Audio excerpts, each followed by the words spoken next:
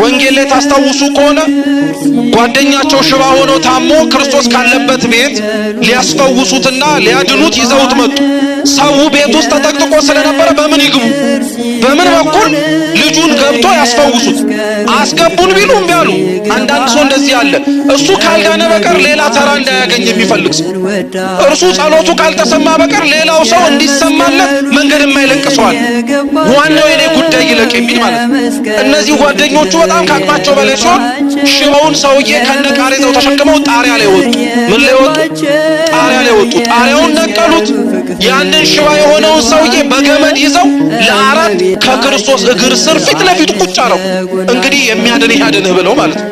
ክርስቶስ ምን እንዳደረገ ታውቃላችሁ?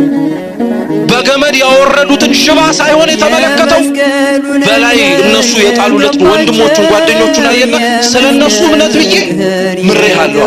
እየሰማችሁ ስለማን ብሎ አራት ሰዎች ገመድ ይዘው ሽባ የሆነ ሰው ከክርስቶስ ፊት አውርደው ስለ እምነታቸው ማስማር ከቻሉ እንዴት ቅዱስ ሚካኤል ከፊት ለፊቱ እግዚአብሔርን አድነው ብሎ ጥሎ ለያስምርህ ነው?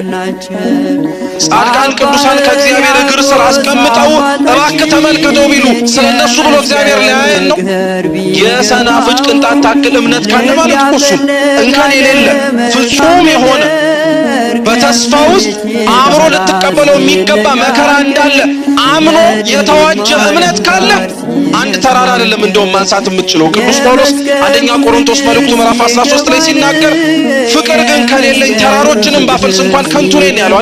ክርስቶስ እኮ ተራራ ነው ያለው፣ ጳውሎስ ግን ተራሮች ነው ያለው። ሰው በእግዚአብሔር ማመን ከቻለ ተራራ የሚባለውን አንዲት ነገር ብቻ ሳይሆን ብዙ ተራሮችን ማንሳት ይችላል።